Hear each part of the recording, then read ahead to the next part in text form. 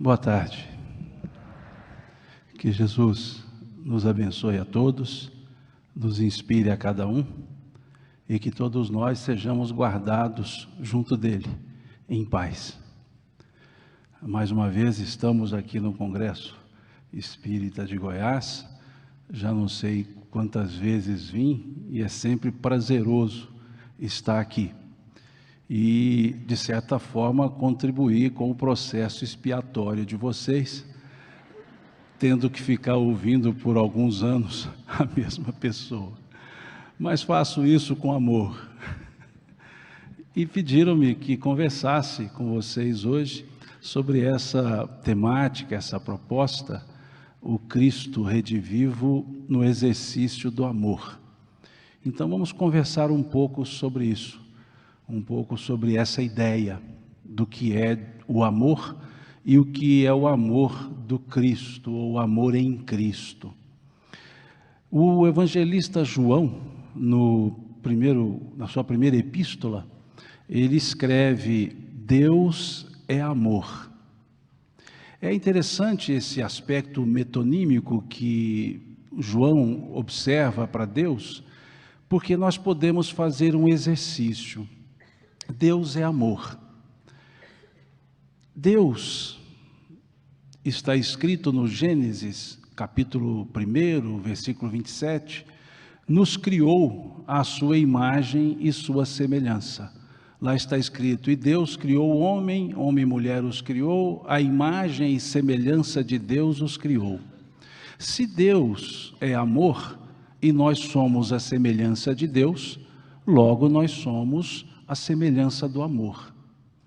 Se no Salmo nós temos dito que somos deuses em D minúsculo, logo Deus sendo amor, também nós somos amores com A minúsculo. Na questão número 1 do Livro dos Espíritos, nós temos que Deus é a inteligência suprema do universo. Na questão 76, nós temos que nós, os espíritos, somos os seres inteligentes da criação. Se Deus é a inteligência e Deus é amor, a inteligência é amor. Se nós somos inteligentes, ou seja, temos a qualidade divina em nós, da inteligência que é Deus, logo nós temos a qualidade amorosa de Deus em nós. Se Deus é a perfeição e nós somos a perfectibilidade e Deus é amor, nós somos amores em desenvolvimento. Nós somos amores em potencial. Então essa é a ideia quando nós observamos a fala de João dizendo que Deus é amor. Ele está nos dizendo, em outras palavras, que nós somos seres, por natureza, amoráveis. Nós somos seres que desenvolvemos-nos na estrutura do amor. Somos seres cuja perfectibilidade, o nosso aperfeiçoamento se dá nas trilhas do amor. Essa é a ideia contida então nessa fala do apóstolo João na sua primeira epístola. Da mesma forma, nós temos o que aqui foi dito na prece, Jesus conversando com seus discípulos. E lá o evangelista João, dessa conversa, vai grafar lá no capítulo 13, no versículo 35, que Jesus dizia aos seus discípulos: e nisto todos conhecerão que vós sois meus discípulos, se vos amardes uns aos outros. Ele coloca uma condicionante para esse reconhecimento do discipulado. Ele coloca uma condicionante para dizer se somos ou não seus discípulos. E ele diz à época: se vos amardes uns aos outros. Esse contexto dessa fala se dá ali no momento em que Jesus lavava os pés dos discípulos. Eles haviam ceado e logo depois Jesus vai lavar os pés dos discípulos. E ali ele demonstra esse amor do mestre para com os discípulos, colocando para eles que era necessário fazer o que ele fazia, servir. E então, no versículo 34, nós temos: um novo mandamento eu vos dou, que vos ameis uns aos outros, assim como eu vos tenho amado. Essa talvez seja a pergunta: como Jesus nos ama? Porque ele vai deixar esse novo mandamento, que no capítulo 15 do mesmo evangelista também temos. E o mandamento é este: que vos ameis uns aos outros como eu vos tenho amado.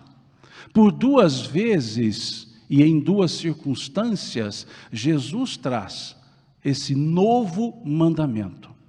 Porque o mandamento que se tinha, amar a Deus, amar ao próximo, sabido e até mesmo decantado, talvez não abarcasse um elemento comparativo de exemplificação, porque estava na lei. Mas Jesus, que para nós é o exemplo de exemplo, ele vem e vai nos dizer que esse mandamento precisa ser demonstrado com atitudes de amor. Então ele vai dizer: um novo mandamento eu vos dou, que vos ameis uns aos outros como eu vos tenho amado. Ele chama para si a referência do amor. Mas que amor? Qual era o amor de Jesus? Como era o amor de Jesus? E é interessante nós pensarmos nessa pergunta: qual era o amor de Jesus? Porque João, ele escreve o seu evangelho em grego, um grego antigo, quase que tessálico. Ele escreve em grego. E ao escrever em grego, a palavra que para nós é uma só, amor, na linguagem de João, quando escreveu, a palavra não era uma só. Nós tínhamos diversas palavras para expressar os sentimentos. Nós temos uma palavra só, amor, mas dependendo do contexto e da frase, nós entendemos que são sentimentos diferentes. O amor conjugal que se tem é diferente do amor maternal, do amor paternal. O amor paternal é diferente, o amor conjugal é diferente do amor que nós temos pelos amigos. Quando eu digo eu amo meus amigos, não é a mesma coisa quando eu digo eu amo meus pais, eu amo meus filhos, eu amo meus irmãos. Tudo é amor, mas são sentimentos diferentes, são sentimentos distintos. E que nós chamamos tudo por amor, mas na linguagem joanina, não. Naquele período nós tínhamos 4 amores essenciais. E a pergunta, qual era o amor de Jesus, é para que nós entendamos nesses 4 tipos de amores, qual deles de fato é como eu vos tenho amado. Nós temos o amor ágape, nós temos o amor fíleo, nós temos o amor estorgé, nós temos o amor eros. Quando olhamos a frase joanina da sua primeira epístola, que ele diz Deus é amor, ele usa para a palavra amor, traduzida amor, a palavra ágape. Theos enai agapé. Então tem diferença? Tem. O que é o amor eros? O que é esse primeiro nível de amor? O amor eros. É o amor material. É o amor das paixões. É o primeiro estágio, o amor das sensações. É o amor que se coloca necessariamente o pronome possessivo, meu. Porque ele não é um amor de extensão, ele é um amor exclusivista.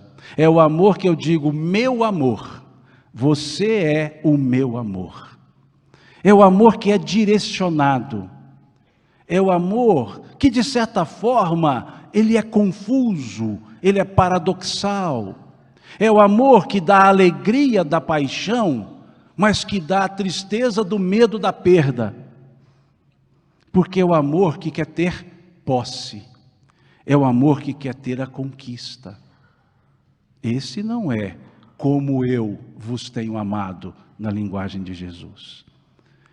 É um amor que um rabino certa vez foi dizer: eu acho estranho o amor das pessoas, porque elas dizem, eu amo peixe, mas matam o peixe para comer.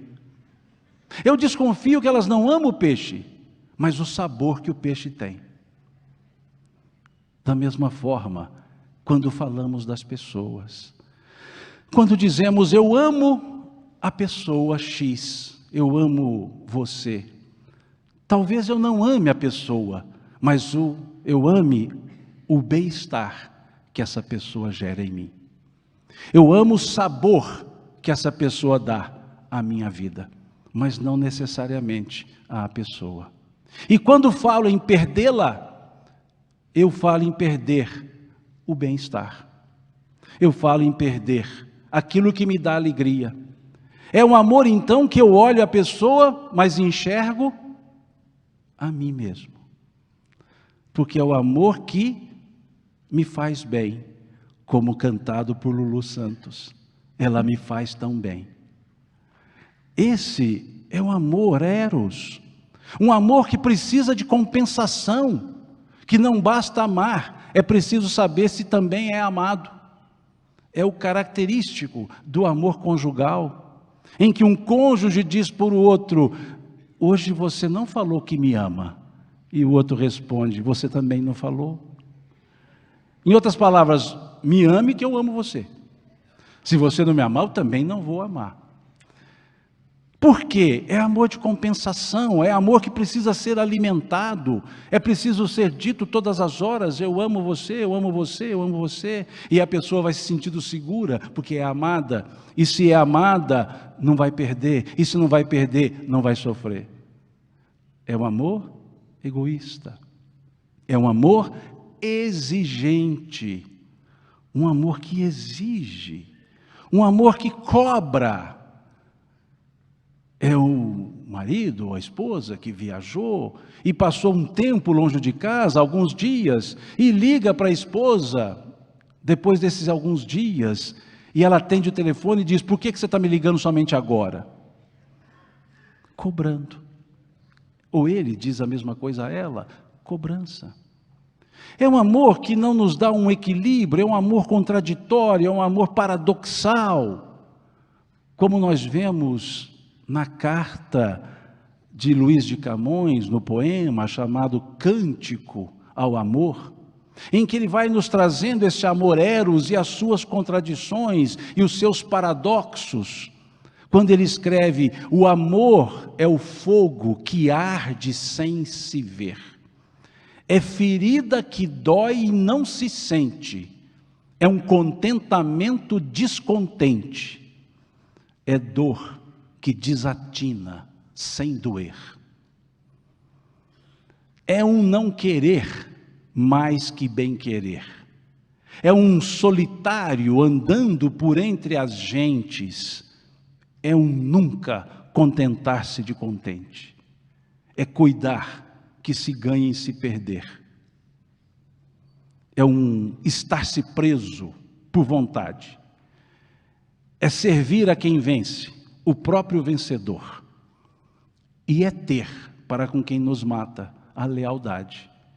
Como pode o amor causar no coração dos homens amizade, se tão contrário a si é o mesmo amor?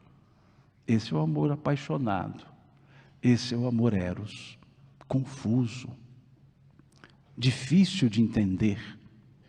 É o amor que muitas vezes lá em Minas nós dizemos dá dor de fome, porque deixa um vazio aqui dentro. E mineiro adora um vazio, não no coração, mas no estômago. porque pode encher de novo. Então vejam, esse é o amor. Um amor que direciona. Um amor que para amar eu preciso usar uma transitividade a esse verbo, que é transitivo na estrutura gramatical. Eu preciso dizer a quem eu amo. Um amor que eu vou indicando e fico esperando o retorno dele. Carlos Drummond, num poema, Ciranda, ele escreve algo interessante sobre esse tipo de amor. Ele escreve: João amava Teresa, que amava Raimundo, que amava Maria, que amava Joaquim, que amava Lili, que não amava ninguém. Veja a estrutura que ele constrói. João ama Teresa, mas ela não ama João, porque ela ama Raimundo, que por sinal ama Maria, que ama Joaquim, que ama Lili, e não ama ninguém, Lili. E ele vai percebendo esse conjunto e cria um desfecho interessante. Na estrofe seguinte ele vai dar o destino dessas pessoas e vai escrever: João foi para os Estados Unidos, Teresa foi para o convento, Raimundo morreu de desastre, Maria ficou para a tia, Joaquim suicidou-se e Lili casou-se com J. Pinto Fernandes, que não tinha entrado na história. Veja como ele escreve. Porque o amor, ele não tem a necessária reciprocidade. Porque embora amar seja um verbo transitivo, o sentimento amor é simplesmente de exalação e não de direcionamento. E principalmente, não se busca retorno, não se espera. Esse amor eros, ele é um amor de geografia, a gente tem que estar perto. É um amor bem mineiro, a gente tem que sentir com as mãos. Porque mineiro sente e vê com as mãos, nós. A gente diz assim: deixe-me ver. Nunca assim, deixe-me ver. Aquele sinal do tipo, não funciona em Minas. Lá o sinal é, tem que pegar para ver. Assim somos nós lá em Minas. Temos que pegar para ver. É um amor muito geográfico. É um amor muito de espaço. É um amor de presença, é um amor de constância. Esse amor que muitas vezes prende, a ponto de Khalil Gibran nos chamar a atenção, quando no poema ele fala do amor conjugal, e diz aos cônjuges: amai-vos uns aos outros, mas não façais do amor um grilhão, uma prisão. Dai de comer um ao outro, mas não comais, melhor dizendo, dai de comer um ao outro do mesmo pão, mas não comais o mesmo pedaço. Dai de beber um ao outro da mesma bebida, mas não bebais na mesma taça. Sede vós como são as cordas da lira, que são separadas, mas vibram juntas numa perfeita harmonia. Porque ele entendia que esse amor não poderia ser prisão. E o amor eros prende. O amor eros, ele coíbe. Esse não é como eu vos tenho amado, dito por Jesus. Não é esse o amor. Não é esse o mandamento maior. Esse tipo de amor, não. O eros, não. A paixão, não. Que tipo de amor, então, é esse? E aí nós temos um outro amor, chamado storgé. Esse amor storgé é o amor familiar, é o amor que temos na família. É o amor de pais para os filhos, de filhos para os pais, de irmãos. E um amor storgé que nós podemos decompô-lo ainda.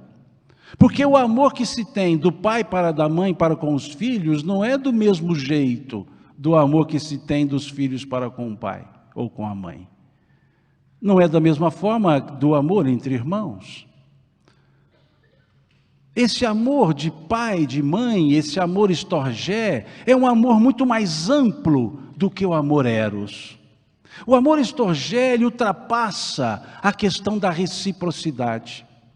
Pai e mãe para amarem, não precisam saber que são amados pelos filhos. Eles amam os seus filhos, independentemente dos filhos amarem-nos ou não. O amor de mãe, o amor de pai, é um amor de doação. Ele somente sai, ele não se preocupa com a volta, ele só vai, ele não vem. É um amor que nasce o primeiro filho. Pai e mãe amam. Nasce o segundo. Pai e mãe amam. Nasce o terceiro. Pai e mãe amam. Nasce o 28º. Pai e mãe amam. Porque não é a quantidade de filhos que diminui a quantidade do amor. Porque o amor materno e paterno é como aquela cornucópia grega da mitologia, que vai saindo alimento e nunca termina. Amor de pai e mãe vai saindo e nunca termina, independentemente de quantos filhos forem. Não ama mais a um do que a outro, ama do mesmo tanto, embora de maneira diferente, de forma diferente, mas não com intensidade diferente. Já é um amor muito maior, muito mais amplo do que o amor eros. Mas é esse o amor que Jesus havia dito: um novo mandamento vos dou, que vos ameis uns aos outros como eu vos tenho amado? Talvez não. Porque esse amor ainda estorge família, ele se limita. Ele ainda, por mais amplo, por mais pleno, ele se limita. Se limita à família, seja ela consanguínea ou por afinidade, mas se limita à família. De sorte tal que Gibran também escreveu que o amor só seria pleno na terra se as mães amassem os filhos das outras como amam os seus. Aí sim o amor seria pleno. Mas por ora, as mães e os pais amamos os nossos filhos. Ainda tem um pronome possessivo. Ainda tem um direcionamento. É um amor doativo, não há dúvida, mas é um pouco egoísta. Ainda é um amor um pouco egoísta. Por que egoísta? Duas mães nesse recinto, duas crianças pequenas, cada uma e outra, né, de duas mães, uma filha de uma, outra filha de outra, brincando do outro lado, de maneira tal que as mães não enxergam as crianças, mas ouvem. E ouve-se um choro. Saem as duas mães correndo, e uma chega lá e diz: graças a Deus. É o filho da outra que está chorando. Não, mas eu vou lá para ajudar, mas com o coração aliviado. Porque ainda é limitado. Por mais que seja amplo, é limitado. É um amor que se limita ao conjunto familiar. Mas entre irmãos, o amor estorgé também existe. E amam-se esses irmãos. Mas também degladiam esses irmãos. Porque são concorrentes. Concorrentes não são adversários. Adversário corre em direção e sentido contrários. Concorrente corre na mesma direção, no mesmo sentido, mas em caminhos paralelos. O adversário é assim, o concorrente é assim, em paralelas. Só se encontram no infinito, como diz a estrutura da matemática. Só se encontram na abstração do infinito. Então são os irmãos. Por que concorrentes? Porque cada um dos irmãos vai à mesma fonte buscar o mesmo tipo de amor, o amor de pai e de mãe. E cada um com o seu jeito de buscar. Por isso o pai e a mãe têm um jeito diferente de amar cada um dos filhos. Um chega com amor pegajoso, o outro chega com um amor mais íntegro. Tem filho que você abraça, ele fica com os braços distendidos. Tem filho que você abraça, ele gruda em você e não solta. Tem filho que você abraça de longe, só fazendo assim. Porque eles pedem assim, são diferentes. E cada um tem o seu jeito de buscar o amor do pai e mãe. Por isso são concorrentes entre si, mas se amam. De maneira tal que o irmão diz a um amigo: meu outro irmão é muito chato. E o amigo fala: é mesmo. E o irmão vira-se para o amigo e fala: por que você está falando que o meu irmão é chato? Não, porque você está falando, mas ele é meu irmão, não é seu. Eu não admito que você fale mal do meu irmão, porque eu amo o meu irmão, mas eu posso falar, porque afinal a toalha molhada fica na minha cama. Porque ele põe, ele usa as minhas coisas, e eu uso as dele, e assim vamos. É um amor estorgé, é o amor da convivência, é um amor, mas ainda limitado. É o meu irmão, é a minha filha, é o meu filho. E esse amor forte da maternidade e paternidade também foi chamado a atenção por Khalil Gibran. Quando ele escreve aos pais, ele diz: pais, mães, vossos filhos não são vossos filhos, são os filhos e as filhas da ânsia da vida por si mesma. Vêm através de vós, mas não de vós. E embora vivam convosco, não vos pertencem. Diz ele: vós pais sois arcos, vossos filhos são flechas. Quanto mais se dobra um arco, mais longe se arremessa uma flecha. Dobrai-vos, pais, como arcos vivos que são, e arremessai vossos filhos rumo à eternidade. Isso é que ele entendeu. Que esse amor estorgé deveria se transformar, um amor que rompesse as barreiras da família e fosse para a eternidade. Os pais, as mães principalmente, sabem bem o que é a eternidade, porque elas dizem: eu crio meus filhos para o mundo. E aí quando se pergunta às mães o que é mundo, elas respondem: minha casa. É um mundo limitado à minha casa, porque o que nós queremos é que eles fiquem perto, porque afinal de contas tem o ponto do egoísmo. Me alegra, me faz bem, me dá segurança, segurança de saber que eles estão por aqui. Por isso Khalil Gibran foi dizer: não vem de vós, mas não de vós. Vem por meio, vem através, mas não de. Porque nós não somos os geradores. Nossas reuniões familiares são por afinidades existenciais, que renascemos com frequência no meio em que já vivemos, como vemos no capítulo 5 do Evangelho segundo o Espiritismo. O espírito frequentemente renasce no meio em que já viveu, para estabelecer novamente as relações rompidas do passado. Então estamos ali numa escola de aprendizado, e ali ainda não exercitamos essa plenitude do amor. Embora estorgé seja um amor muito maior do que o eros. Já não é um amor da reciprocidade, da materialidade, das sensações puras e simples, mas ainda assim, não é o como eu vos tenho amado. E o que é então esse como eu vos tenho amado? O amor fíleo, um terceiro tipo de amor. O que é esse amor fíleo? É o amor da amizade. É o amor que já transcende limites consanguíneos, limites de afinidades construídas. Esse amor fíleo, nós vamos perceber quando Jesus estava em casa de Pedro.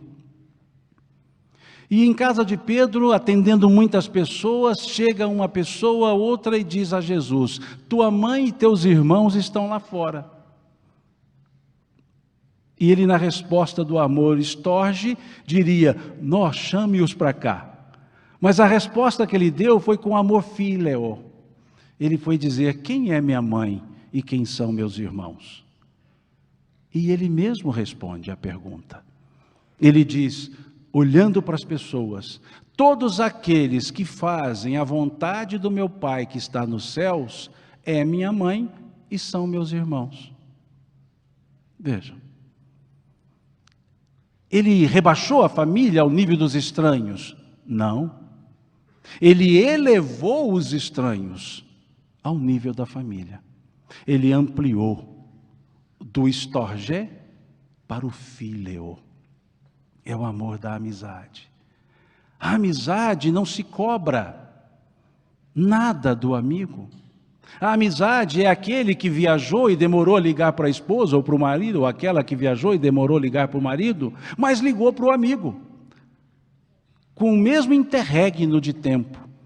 E ligou para o amigo ou para a amiga, e o amigo ou a amiga atendeu e disse: que bom que você está me ligando agora. A esposa ou o marido havia dito: por que você está me ligando somente agora? E o amigo respondeu: que bom que você está me ligando agora. Porque a amizade não cobra. O phileo vem da palavra phileo, a palavra filantropia. É quando nós horizontalizamos o sentimento e não verticalizamos. Já não tem mais necessidade do pronome possessivo meu, nosso. Já é o amigo, a amiga, a pessoa. Quando estamos e nos sentimos no mesmo nível, horizontal. O amor, eros, tem disputa, tem verticalidade. O amor, storgé, tem obediência, verticalidade. Mas o amor phileo é horizontalidade, é de igual para igual, é a amizade.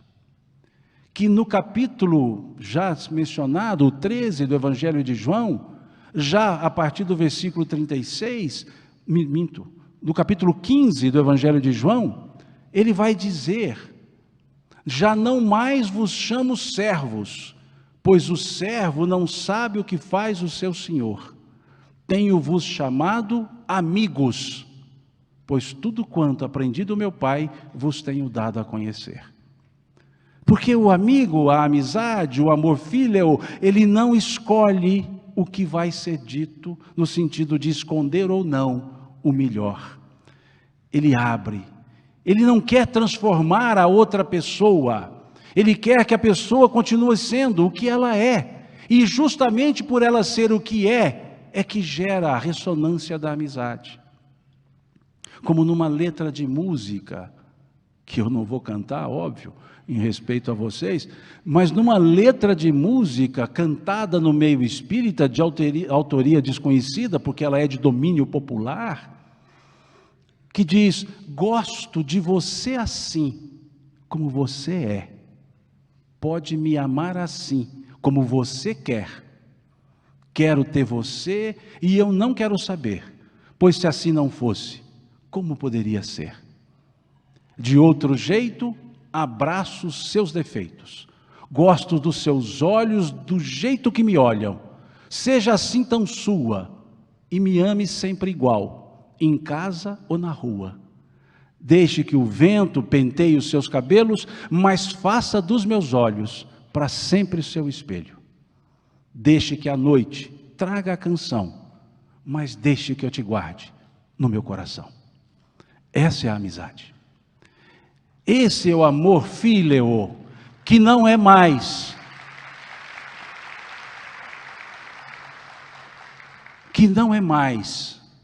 geográfico. O amor phileo não precisa estar perto, como atribuem a Da Vinci.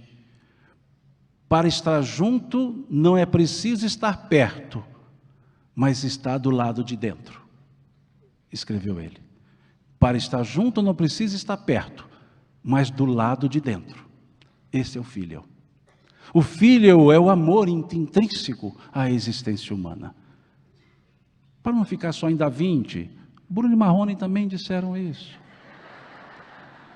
Eles têm uma letra de música que eles cantam que diz: quem disse que para estar junto precisa estar perto?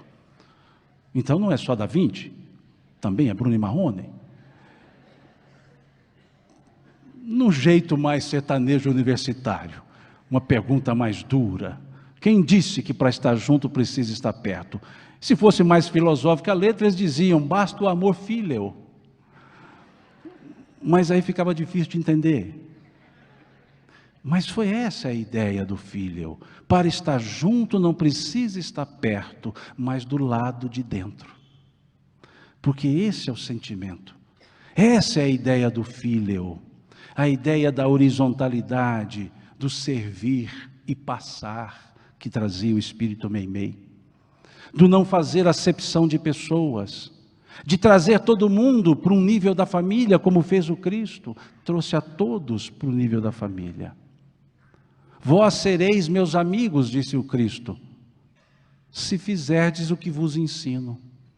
Veja que ali ele trabalhava com amor fíleo. E se olharmos o texto joanino, a palavra é fíleo.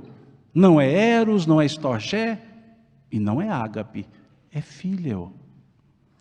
É o amor da fidelidade, fidelis. O amor da fidelidade. Não por obrigação, mas por puro e simples reflexo natural de amar, de gostar, de ser. Esse já é superior ao eros e ao storgé. Esse é um amor que ampliou a família. Esse é o amor que criou a família universal. Aquela família que nós chamamos de família espiritual, que não depende mais de laços consanguíneos, mas simplesmente de ressonância em sentimentos, de afinidade de propósitos, o propósito de viver. E não é mais ela me faz tão bem, é simplesmente eu faço o bem. Essa é a ideia do amor fíleo, o servir. É o amor que Jesus foi dizer quando lavou os pés dos discípulos: se eu vos amei assim, é para que também façais vós. Vejam, essa é a ideia do fíleo, de cuidar, porque ele foi dizer: e também vós, cada um, lavai os pés uns dos outros. Ele foi dizer: se já sabeis dessas coisas, aventurados sereis agora, se as praticares. Porque esse amor fíleo, ele não fica só no sentimento, no reservado. Esse amor fíleo, ele transcende. Ele é espargido, ele é levado a todos, ainda direcionado, porque são os amigos.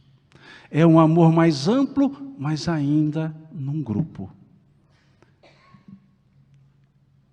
É um amor que Pedro respondeu para Jesus. Quando Jesus perguntou-lhe: Pedro, amas-me? Jesus pergunta por 3 vezes. Porque Pedro negou a Jesus 3 vezes, de boca. Não conheço, não conheço, não conheço. E Jesus pediu a Pedro que reafirmasse o amor 3 vezes, de boca. Mas o interessante é que o evangelista João, quando grafa essa passagem, que está no capítulo 21 do seu evangelho, lá do versículo 15 ao 17, quando ele vai grafar isso, João vai escrever a pergunta com um tipo de amor e a resposta dada por Pedro com outro tipo de amor. Jesus falava aramaico, quando muito hebraico. A palavra era uma só, amor. Mas João, que presente estava quando Jesus assim pergunta a Pedro, quando foi grafar, ele escreve em grego, ele já grafa com 2 palavras diferentes. A pergunta que Jesus faz a Pedro, João grafa com a palavra ágape. Quando pergunta: amas-me mais do que estes? Amas-me mais do que todos? As 2 primeiras perguntas que Jesus faz, e traduzido para o português é só amor, amas-me, amas-me, mas em grego João grafou a palavra ágape. E as 2 respostas que Pedro deu foi a palavra fíleo. Jesus perguntou o amor ágape e Pedro respondeu o amor fíleo, nas 2 primeiras perguntas. Na terceira pergunta, Jesus já perguntou o amor fíleo. Já não entendeu mesmo? Então vai, filho. Já que não dá para o ágape, contento-me com o fíleo. E aí ele pergunta o fíleo, e Pedro responde fíleo. Por quê? Pedro respondia à amizade. Quando perguntou-se ágape, ele entendeu Filho. Por quê? Porque era o que ele conseguia divisar. Porque ainda Pedro e todos os outros e nós mesmos ainda não divisamos o que é o amor além do filho.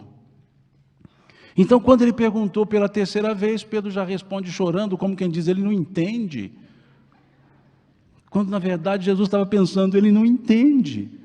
Porque eu estou perguntando a ele, ágape, ele me vem com filho. Isso está igual a resposta de marido para a pergunta de esposa, não bate.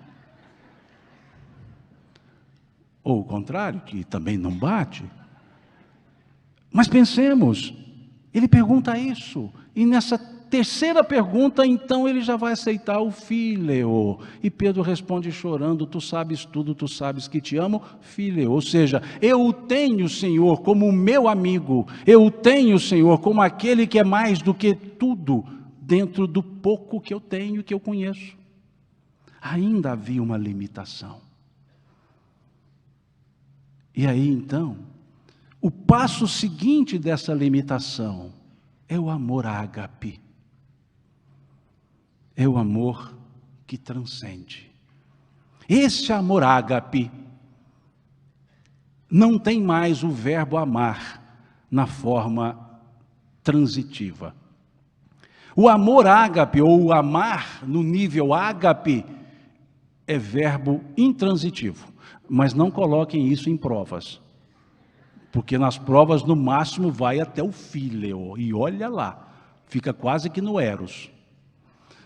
Mas não sendo provas, o amor, amar no nível ágape é intransitivo, porque no nível ágape não se ama alguém, se ama, pura e simplesmente ama, não se direciona. Não é para alguém, não há pronome possessivo, não há pronome denotativo, apenas ama. Esse é o ágape. E esse verbo amar, na transcendência do ágape, não comporta o tempo pretérito, o tempo passado. O verbo amar, na transcendência do ágape, não pode ser conjugado eu amei. Porque quem ama no ágape, só ama. É um gerúndio, é amando, eterno presente. Porque o ágape nunca acaba. Então nunca poderei dizer eu amei. Eu só posso dizer amo. O ágape só se conjuga no presente do indicativo. Ele não tem condicionante do subjuntivo. Ele não tem a imperiosidade do imperativo. Ele não tem o futuro, ele não tem o passado, ele é um eterno presente, porque ele é da essência, é o amar pura e simplesmente. Esse é o ágape, esse é o que transcende, esse ágape é a ideia que trouxe João, quando disse que Deus ama o mundo e deu ao mundo o seu Filho. Na sua carta primeira ainda. E Deus ama o mundo a tal ponto que deu ao mundo o seu Filho. O que faz João? Ele mostra o amor ágape de Deus comparando-o ao amor estorge, ao amor de família. Porque o que os pais mais sabemos é que não damos nossos filhos, não cedemos nossos filhos, porque o nosso amor de pai e mãe é exclusivista. Mas ali João foi dizer, esse é o amor que vocês conhecem, e esse amor que vocês conhecem, Deus foi além, ele deu o Filho, porque ele falava do amor de Deus, e o amor de Deus é ágape, o amor de Deus é puro sentimento. Esse amor ágape é o que foi cantado e decantado pelo apóstolo Paulo, na sua carta primeira aos Coríntios, lá no capítulo 13, quando ele escreve, ainda que eu falasse a língua dos anjos e dos homens, se eu não tivesse amor, eu seria como um sino que tange, ou um metal que retine, seria só barulho, seria só externalidade. Se eu tivesse o dom da profecia, e não tivesse amor, eu nada seria, é o ágape. E ali ele descreve esse amor ágape, ele diz, o amor é benigno, O amor não arde em ciúmes, o amor não se ensoberbece, o amor não se ufana, o amor tudo ama, o amor tudo crê, o amor tudo aceita. Esse é o amor ágape. Esse é o amor diferente do amor de Luís de Camões, que magistralmente Renato Russo juntou os dois e nos apresentou numa belíssima letra da música Monte Castelo, cujo título é um paradoxo, porque o texto fala do amor e o título nos fala da guerra.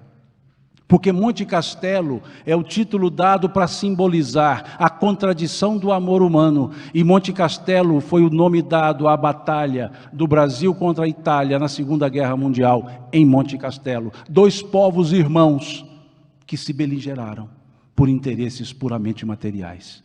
E nessa contradição traz Renato Russo o nome Monte Castelo e coloca os dois amores, o amor camoniano e o amor paulino. Como a nos dizer que aqui na matéria nós conhecemos mais o amor camoniano e precisamos mais do amor paulino, do ágape. Por isso ele dizer, estou acordado e todos dormem. Dormem no amor material e ele acordado tentando entender o amor transcendente. E repete, todos dormem. E ele usa uma frase paulina, agora vejo em parte.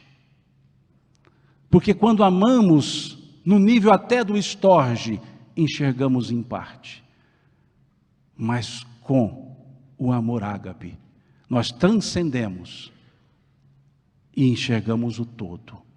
Ele dizia, o apóstolo, agora vejo como em espelho, por pura e simples refração.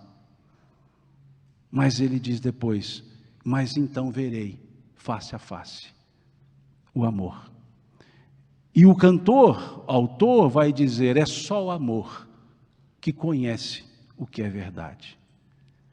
E numa forma dele, vai dizer, o amor é bom, não sente o mal, não se inveja ou se envaidece.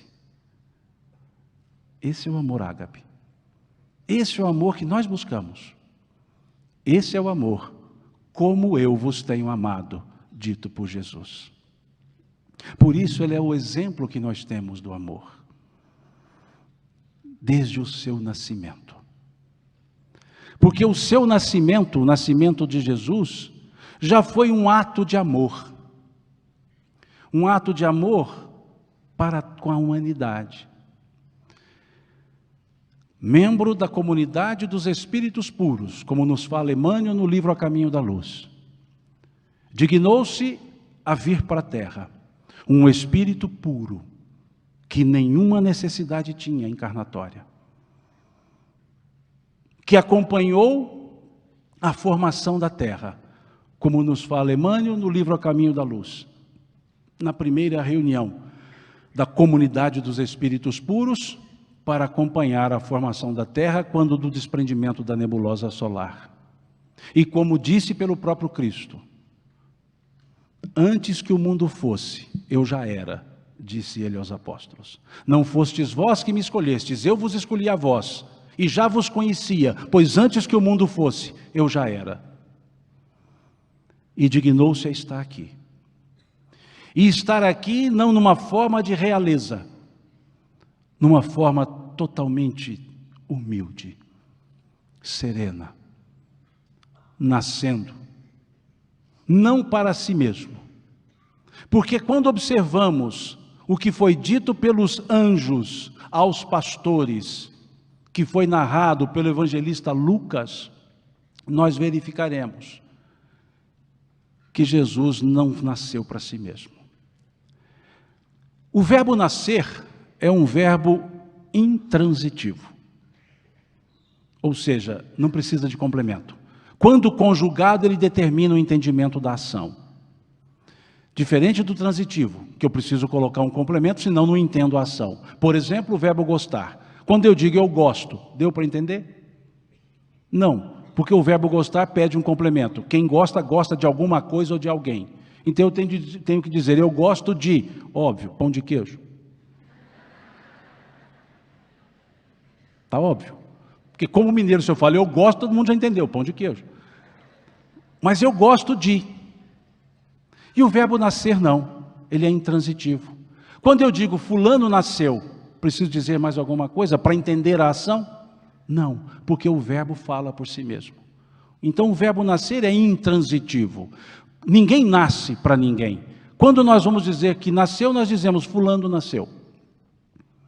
Eu presumo que quando eu nasci, meu pai foi dizer para os meus irmãos, Simão nasceu. Ele não disse nada além disso, Simão nasceu. Abra até um parêntese. Eu demorei um pouco para nascer. Foi assim, esse negócio de reencarnar, a gente fica pensando bem, né? Então a gente tem até a última hora para pensar. E ali naquela última hora eu estou como numa música lá da Bahia, não sei se vou ou se fico. E eu fiquei naquela, vou, não vou, e esse negócio vou, não vou, e ficou um parto de algumas semanas. Minha mãe deve ter feito isso. Ixi. Mas foi algo interessante, porque essa demora, nasci ainda meio em dúvida, porque aquele negocinho de chorar não foi tão imediato. Eu ainda estava assim, será que eu vou ficar por aqui mesmo? Aí depois de uma certa insistência, acabei chorando e falou, tá bom, já fiquei.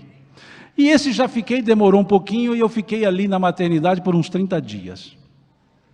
Mas foi legal, porque nesses 30 dias eu conheci minha esposa. Porque ela nasceu dias depois de mim. E nasceu dia depois de mim e ficamos nós dois, sozinhos, na maternidade. Eu nasci em 13 de setembro, ela nasceu em 2 de outubro. Eu não vou contar a idade dela, que ela não gosta, mas é a mesma minha. E ali eu a conheci, e só ficamos nós dois. Dividimos até mesmo, casa de saúde, cidade pequena, naquela época, contando com nós dois, deveria dar uns 8.000 habitantes. Dividimos até a Chuquinha. E eu percebi que talvez Cazuza ficou sabendo dessa história, porque ele escreveu numa letra de música, nossos destinos foram traçados na maternidade. Eu presumo que seja. Mas mesmo assim, fechando parêntese, meu pai foi dizer, o Simão nasceu. Mas no caso de Jesus, não. José não foi dizer Jesus nasceu, os anjos não foram dizer Jesus nasceu.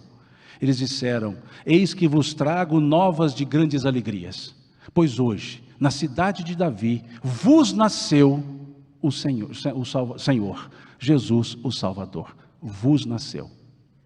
Colocou-se uma transitividade num verbo intransitivo. Foi a única pessoa cujo nascimento informado não foi para si mesmo, mas para os outros. Nenhum de nós foi dito, vos nasceu o Simão. Coitado de mim se meu pai dissesse isso para os meus irmãos, acabavam comigo. Eu fui o último, dos últimos. Mas no caso de Jesus, poderia ter dito, eis que hoje na cidade de Davi nasceu Jesus, nasceu o Senhor Jesus o Salvador. Mas não, disseram, vos nasceu. O nascimento do Cristo foi um ato de pleno amor pela humanidade. Foi a chegada do ágape na terra, que já chegou para os outros, e não para si mesmo. E a sua vida toda foi o exercício do ágape, aquele amor que não se direcionava. O amor, por exemplo, que ele exalou, quando aquela senhora, que por 12 anos padecia de um fluxo de sangue, de uma hemorragia, chamada mulher hemofílica, hemorroísa, mulher do fluxo de sangue, dependendo das traduções. Por 12 anos padecia de uma hemorragia, e tomando conhecimento que Jesus passava, ela disse para si mesma, se eu conseguir tocar-lhe, eu serei curada. Porque ela sabia que ele andava ladeado de pessoas, era difícil chegar até ele, e ainda mais ela, debilitada. E diz o texto que essa senhora, essa mulher, chegando por trás, toca-lhe a borda da túnica. A borda. Toca-lhe a borda da túnica. Chegando por trás. E diz o texto, Jesus dizendo, para. Alguém me tocou. E um dos apóstolos, pela sensibilidade da pergunta, eu presumo que seja Pedro, Ele disse: Senhor, como tu dizes alguém me tocou se todos te empurram? Uma sensibilidade masculina, uma coisa assim, transcendente. Vejam, como tu dizes alguém me tocou se todos te empurram? E Jesus diz a ele: alguém me tocou, pois de mim saiu virtude, pois de mim saiu poder, em outras traduções. Ele não precisou enxergar quem era, ele não precisou conversar com quem quer que seja, apenas chegou-lhe uma necessidade, ele atendeu a necessidade. Esse é o amor storge. Esse é um amor que não faz acepção. É um amor, no bom termo da palavra, descontrolado. Ele não tem controle, ninguém controla para dar direcionamento. Ele é para todos os lados. Esse é o amor que permite oferecer a outra face quando se bate em uma. Que permite caminhar 2 léguas quando se concita caminhar uma. Que dá a capa quando se pede a túnica. Esse é o amor que Jesus trouxe na sua mensagem. Esse amor que nós podemos entendê-lo na compaixão. Por isso dizermos o amigo compassivo, pois Jesus compadecia-se das pessoas, ele sentia o que as pessoas sentiam num processo de empatia pura, porque não há o ágape sem a empatia, sem eu enxergar, sem eu perceber, sem eu sentir a outra pessoa, sem me envolver com aquilo que a pessoa passa. Isso é a compaixão. Por que Jesus chora quando vai em Betânia? Por que Jesus chora lá em Betânia por causa de Lázaro? Ele chorou porque Lázaro havia morrido? Não. Porque ele havia dito, Jesus, Lázaro não morreu, Lázaro dorme. Ele sabia que Lázaro não estava morto. Por que choraria? Vamos abrir um parêntese, apenas didático. Não, apenas um devaneio, não é nem didático, é um devaneio, para ficar bem claro. Supondo que por devaneio houvesse a ressurreição, e Jesus sabendo que poderia ressuscitar Lázaro, por que Jesus choraria? Se ele sabia que poderia ressuscitá-lo. Eu digo devaneio, porque a ressurreição é algo com o qual a doutrina espírita não comunga, porque não há, depois do desligamento do espírito, o religamento. Não há como voltar a um corpo dele já tendo saído pela morte do corpo. Isso seria a derrogação de uma lei natural, e as leis de Deus não são derrogáveis, porque senão não seriam de Deus. O que ali aconteceu, puro e simples, Jesus acorda Lázaro de um sono cataléptico, que assim seja. E ele sabia disso. E então por que ele choraria? Se Lázaro não havia morrido, e na conjectura de devaneio, ele poderia ressuscitá-lo se fosse o caso. Então por que choraria? Nem de uma forma nem de outra caberia o choro. E por que ele chorou? Pela empatia, pela compaixão, de sentir a dor das outras pessoas, de perceber o desamparo no qual essas pessoas estavam.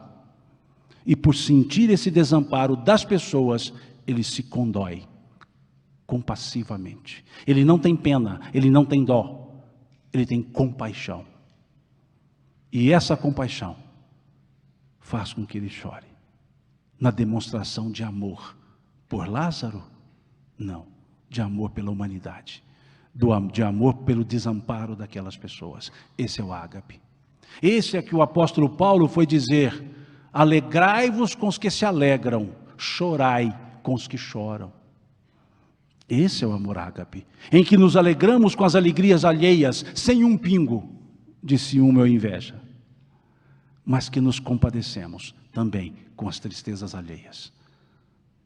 Esse é o amor ágape. Esse é como eu vos tenho amado. Esse amor ágape que Jesus nos traz numa presença de um samaritano, que foi trazido a parábola num contexto em que um doutor da lei vai perguntar a Jesus: mestre, o que devo fazer para ganhar a vida eterna? Em outras traduções, para entrar no reino dos céus. E Jesus foi perguntar a esse doutor da lei, respondendo e perguntando, ou respondendo por meio de uma pergunta: o que está escrito na lei? Como tu lês? E o homem então responde: amarás o Senhor teu Deus com todo o teu coração, com todo o teu espírito, com todo o teu entendimento, e amarás ao teu próximo como a ti mesmo. E Jesus responde: disse-o bem, faze isto. O amar a Deus, ágape, o amar ao próximo, fíleo. E esse homem então pergunta a Jesus: quem é meu próximo? E Jesus vai dizer quem é o próximo, contando uma parábola. E na parábola ele vai mostrar que o amor ao próximo também não é fíleo, o amor ao próximo também deveria ser ágape. E vai dizer a parábola do bom samaritano, que todos nós conhecemos. E depois, terminada a parábola, ele pergunta ao homem: qual desses três agiu com compaixão? E o homem responde: o samaritano. E Jesus diz a ele: disse-o bem, faze o mesmo. E o que o samaritano da parábola fez? Se não amar. Porque vejamos, quem era o caído? Quem era o homem que foi assaltado? Não se fala. É um artigo indefinido. Eis que descia de Jerusalém um homem de Jerusalém para Jericó. Um homem, uma pessoa qualquer um de nós. Porque não tem determinação de pessoalidade. Quando se ama com a compaixão, não se pessoaliza. Quaisquer pessoas são importantes. Quaisquer pessoas são os elementos fundamentais daquela ação. Então é qualquer um. E nessa parábola temos dois outros personagens que não o samaritano, que poderiam ter servido, poderiam ter amado, poderiam ter ajudado aquela pessoa caída. Mas aquela pessoa caída, ela adivinha não de uma queda física, material, puramente simples, assim dizendo, era uma parábola. E essa parábola colocou nos dois elementos significativos do ponto de vista geográfico, Jerusalém e Jericó. Jerusalém, onde estava o templo, a cidade sagrada, que simboliza valores espirituais. A cidade do Espírito, o mundo dos espíritos. A cidade da elevação, que está a 400 metros de altitude, acima do nível do Mediterrâneo. E coloca a cidade de Jericó, que era a capital do comércio, onde estavam as casas de câmbio, onde as diversas moedas dos reinos eram trocadas, cambiadas por paridades. Jericó era tido como a cidade financeira, que ficava abaixo do Mediterrâneo, em 200 metros. De maneira tal que entre Jericó e Jerusalém havia uma distância em altitude. Jericó baixo, Jerusalém alto. E o homem descia de Jerusalém para Jericó. O homem não subia de Jericó para Jerusalém. O homem caía dos valores espirituais para os valores materiais. O homem estava em queda espiritual. O homem estava deixando os valores espirituais, em 10 minutos que encerra, para os valores materiais. Era uma queda. E esse homem, caindo, foi assaltado. Foi por salteadores.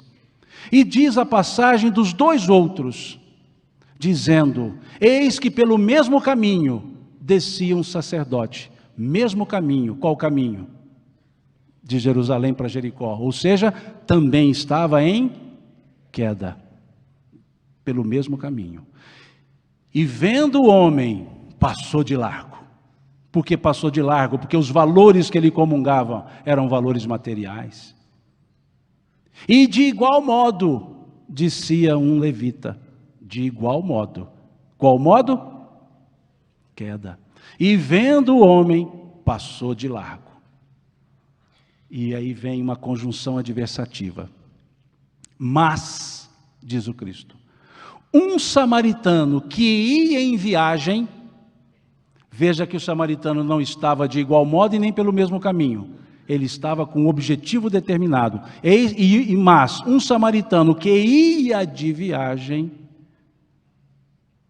viu o caído e, movido de íntima compaixão, aproximou-se dele, chegou aos pés, atou-lhe as feridas, deitando azeite e mel.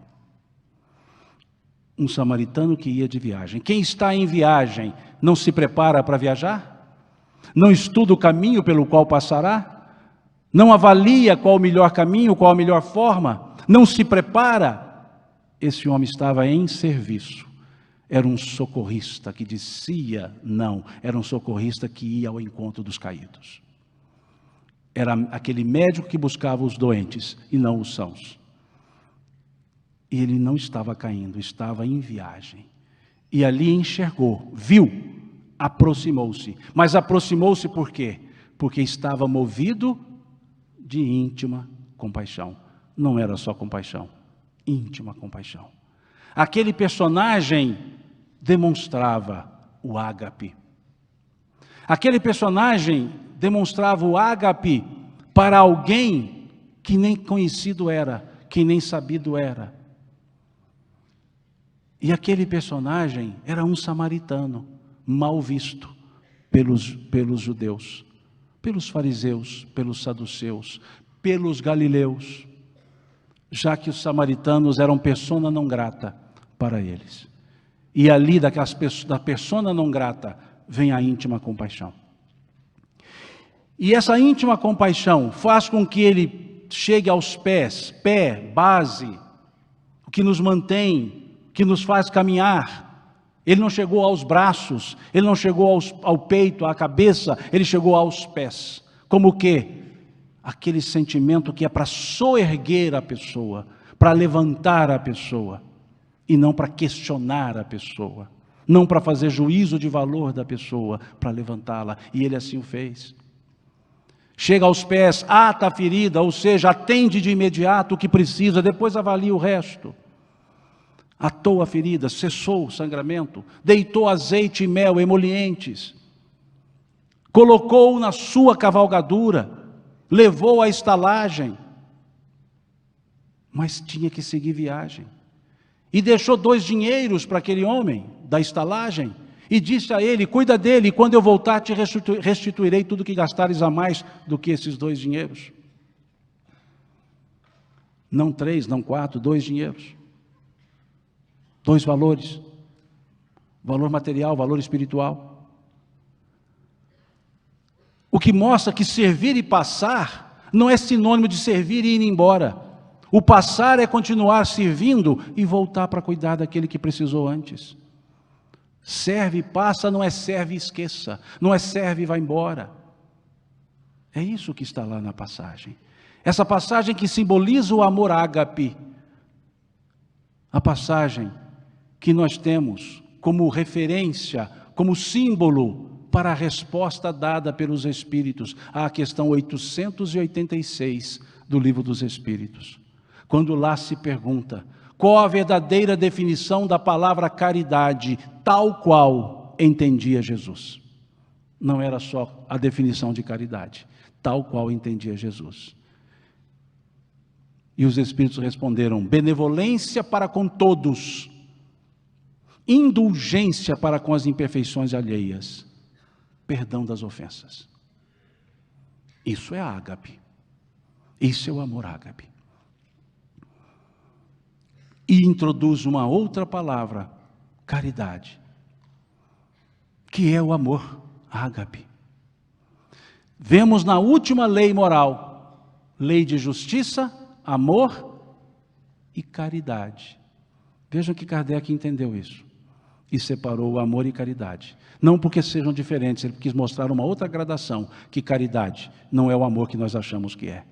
Caridade é a transcendência desse amor que nós dizemos existir. Caridade é o ágape.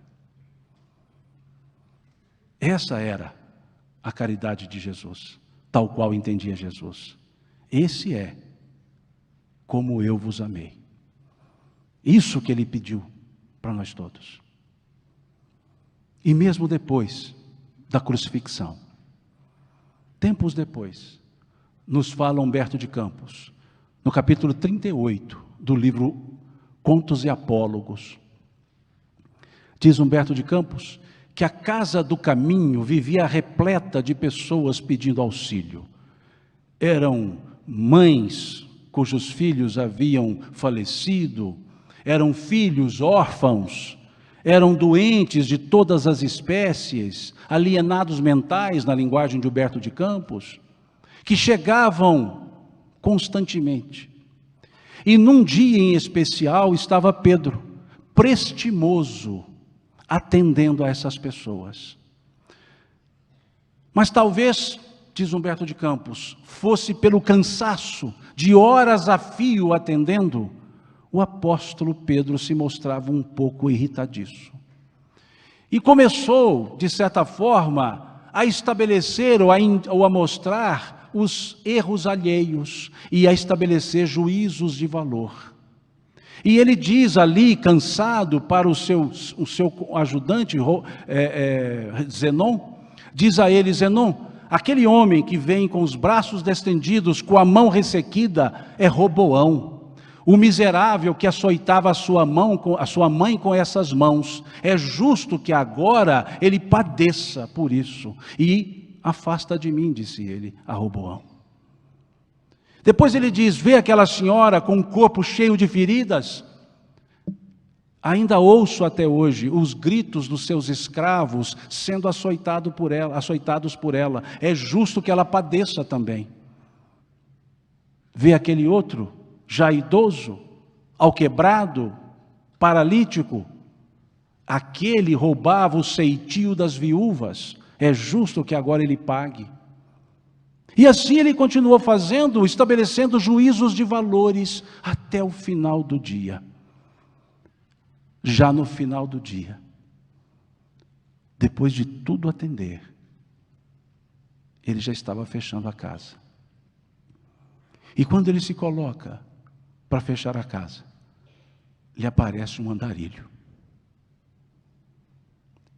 E esse andarilho aproxima-se de Pedro, toca-lhe, e Pedro imediatamente diz a ele: por que chegaste a esta hora, que já estou a fechar a casa? Fala-me o que queres, avia-te depressa, pois preciso ir embora. E o andarilho nada falou. E Pedro observou as mãos do andarilho sanguinolentas, e observa os pés em sangue. Mas percebe que nos pés havia a marca de 2 cravos. E olhando as mãos e fitando os rostos, seus olhos se abriram e ele viu o olhar compassivo e disse: Senhor, o que queres do teu servo? E Jesus vira-se para Pedro e diz: Pedro, nós não fomos chamados para atender as almas puras do caminho. Rogo-te a caridade do silêncio, quando não puderes ajudar. Peço para os filhos da minha esperança a esmola da compaixão. Essa é a caridade, tal qual entendia Jesus. Esse é o amor do exercício do amigo compassivo. Esse é o sentimento que ainda buscamos. Que Deus nos abençoe.